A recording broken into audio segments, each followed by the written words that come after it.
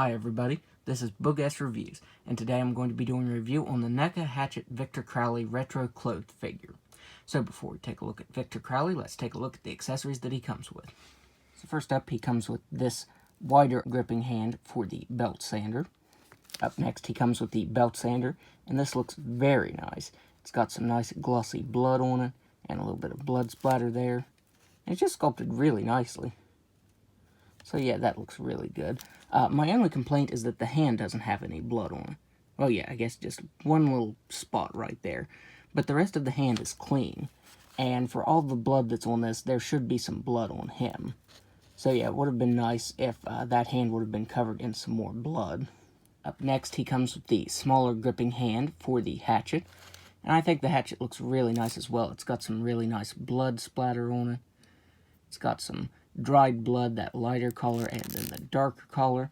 I do think this side looks a little bit better than this side. But yeah, it still looks really nice.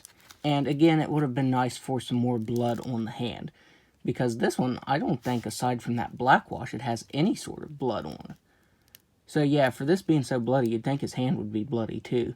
So it would have been nice to get some more blood painted on him. So now let's go ahead and take a look at the head sculpt. So taking a look at the head sculpt, Neca did such an awesome job on this grotesque head sculpt. It looks so nice. You get tons of blood on him, you get a gloss coating on the skin, you get that right eye that's completely white, you get the wound on his face there, and you get the deformed teeth. And it has a really nice gloss coating on it. His mouth looks kind of wet. So yeah, this head sculpt looks really nice. It looks exactly like Kane Hodder from Hatchet, which he's buried under a lot of prosthetics. So you really can't tell it's him, but it does look like him from the movie. Now, my big complaint with this head sculpt is the hair. The hair looks awful. They decided to glue it down, and as you can see, it looks awful. It stands straight out in the back. And that's not what it was supposed to look like.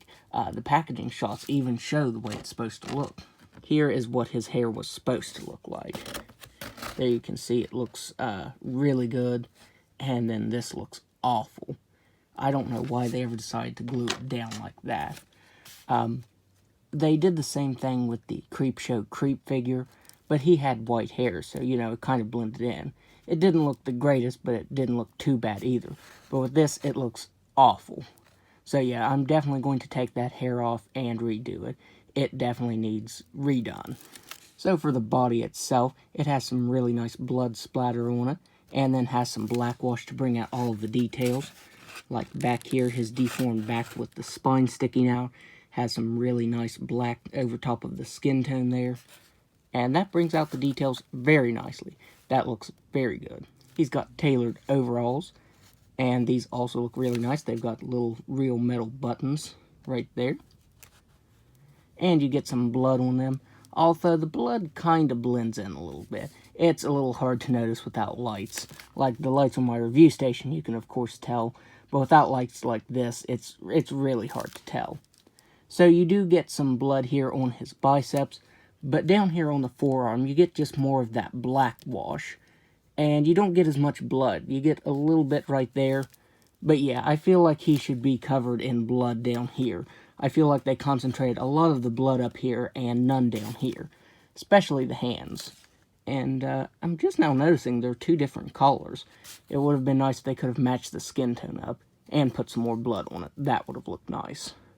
And then his boots are sculpted really nicely. And here, if you roll these up, they're sculpted all the way up. And they have some nice paint detail to them as well. They look pretty dirty. So that's pretty awesome. And these also use the ankle rocker and swivel type of joint. The other retro figures that I own have just a swivel, and it makes them hard to stand. But he does have an ankle rocker, and that helps stabilize him quite a bit. So now, let's go ahead and go over his articulation. He has a ball-jointed head that can look up all the way.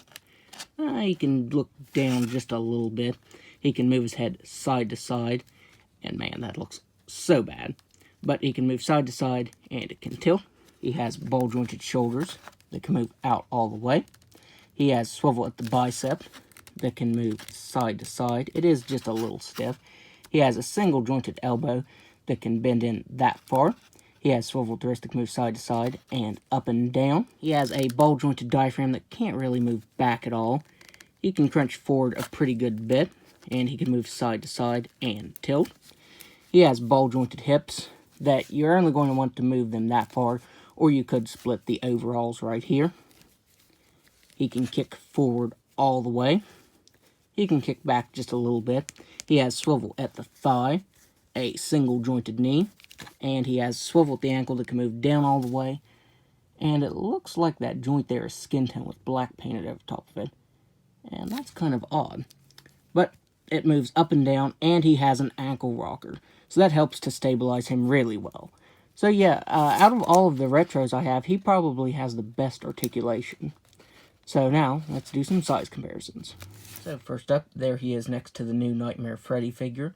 And he is even taller than Freddy. And Freddy's taller than normal Ultimate figures because I think he's in like the 8 or 9 inch scale. So yeah, he's even tall for a clothed figure. There he is next to the NECA Ultimate Jason. Kane Hodder also played Jason. It wasn't that one. I want to say it was The New Blood was the first movie that he played as Jason in. There he is next to Michael Myers. And finally, there he is next to the Marvel Legends Mary Jane figure. I found that she works really well as just a generic victim figure, and he is a lot bigger than her, but I think you could make it work for pictures. So overall, I think this is a really awesome figure. The only complaint that I have is that hair. That hair is awful. You can take that off and redo it yourself. You shouldn't have to, but you could do that if you wanted to. That's really my only complaint. He could have used some more blood on him too, but that's minor. But other than that, he is a really awesome figure. So, that's my review. If you like this review, hit the like button and subscribe to my channel. Thanks for watching.